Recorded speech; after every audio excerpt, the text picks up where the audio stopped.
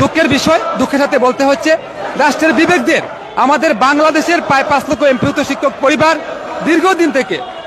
দীর্ঘদিন যুগ যায়, বছর যায়, কিন্তু আমাদের এই যৌক্তিক দাবিগুলো, বিশেষ করে শতভাগ উৎস বোনাস, সরকারি নিয়মে মেডিকেল ভাতা, সরকারি নিয়মে বাড়ি ভাড়া, সুস্পষ্ট লিখিত প্রজ্ঞাপনের জন্য এমপিভুক্ত শিক্ষা জাতীয়করণ প্রত্যাশী জোটের এই লাগাতার কর্মসূচি গত 12 ফেব্রুয়ারি থেকে আজ অবধি চলমান এখনো আছে, ভবিষ্যতে থাকবে, যতদিন পর্যন্ত অন্তর্বর্তীকালীন সরকারের মাননীয় শিক্ষা উপদেষ্টা, মাননীয় প্রধান উপদেষ্টা আমাদের যৌক্তিক দাবি, পেশাগত অধিকার আদায়ের যৌক্তিক দাবিগুলো, বিশেষ করে শতভাগ উৎস বোনাস, সরকারি নিয়মে মেডিকেল ভাতা, সরকারি নিয়মে বাড়ি ভাড়ার সুস্পষ্ট এবং লিখিত প্রজ্ঞাপন যদি না দেন, আমরা এই প্রেস ক্লাব ছাড়বো না। ইতিমধ্যে কিন্তু আমরা ঘোষণা দিয়েছি। সংগ্রামী সহযোগিতা, আপনারা ইতিমধ্যে জানেন যে আমাদের মাস্টার সচিবালয়, মাস্টার যমুনা, মাস্টার শিক্ষা ভবন আমরা কর্মসূচি দিয়েছিলাম। প্রত্যেকটা জায়গায় পুলিশ আমাদের ব্যারিকেড দিয়েছে। আমরা এখনো আইনের প্রতি শ্রদ্ধাশীল, প্রশাসনের প্রতি শ্রদ্ধাশীল। আশা করছি আজ অথবা কাল অন্তর্বর্তীকালীন সরকারের মাননীয় শিক্ষা উপদেষ্টা আমাদের যৌক্তিক দাবি, 5 লক্ষ এমপিভুক্ত শিক্ষক পরিবারের প্রাণের দাবি, তাদের পেশাগত অধিকার আদায়ের যৌক্তিক দাবি অনতি বিলম্বে তা মেনে নিয়ে সুস্পষ্ট লিখিত প্রজ্ঞাপনের মাধ্যমে 5 লক্ষ এমপিভুক্ত শিক্ষক পরিবারের মুখে হাসি ফোটাবেন, সে আশা প্রত্যাশা করছি। সংগ্রামী সহযোগিতা, আপনারা জানেন যে আগামী ঈদ উল ফিতর অর্থাৎ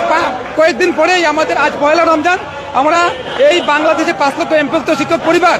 20 বছর আগে অর্থাৎ শিক্ষা বোনাস 25% উৎস বোনাস পেয়ে থাকে। দুঃখের বিষয়, দিন যায়, বছর যায়, যুগ যায়, সবকিছু পরিবর্তন হয়, দ্রব্যমূল্যের আকাশ পাতাল পরিবর্তন, কিন্তু এমপিভুক্ত শিক্ষকদের এই 25% শিক্ষা বোনাসে কোনো পরিবর্তন হয় না। আমরা চাচ্ছি, আমরা এই বৈষম্য বেড়াজেলে থাকতে চাই না। আমাদের দুঃখ বৈষম্য নিরসনের সরকার, অন্তর্বর্তীকালীন সরকার অনতি বিলম্বে আমাদের 5 লক্ষ এমপিভুক্ত শিক্ষক পরিবারের যৌক্তিক দাবি, আমি আবারও বলছি, শতভাগ উৎস বোনাস, সরকারি নিয়মে মেডিকেল ভাতা, সরকারি নিয়মে বাড়ি ভাড়ার সুস্পষ্ট লিখিত প্রজ্ঞাপন যতদিন পর্যন্ত এখানে সুস্পষ্টভাবে লিখিতভাবে না দেওয়া হবে, আমরা প্রয়োজনে ঈদ উল ফিতরের নামাজ আমরা প্রধান উপদেষ্টার বাসভবনের পাশাপাশি আমরা পড়ব। যতদিন পর্যন্ত আমাদের এই যৌক্তিক দাবিগুলো মেনে নেওয়া হবে না, আমরা বারবার বলে আসছি, আমরা প্রেস ক্লাব ছাড়বো না। আমি রাষ্ট্রের বিবেক, যারা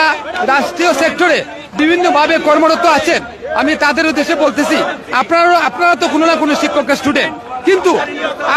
আপনাদের এই শিক্ষাগুরুরা কে না কে রাস্তায় এসে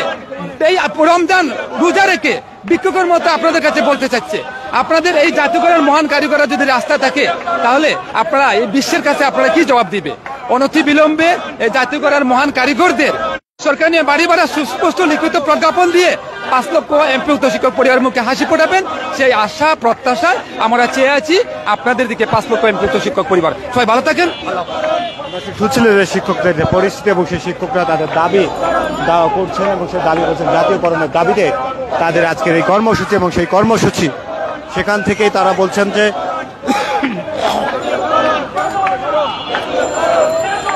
ঈদের নামাজ ডক্টর মোহাম্মদ ইউনূসের বাসভবনের সামনে পড়বেন, তবুও তারা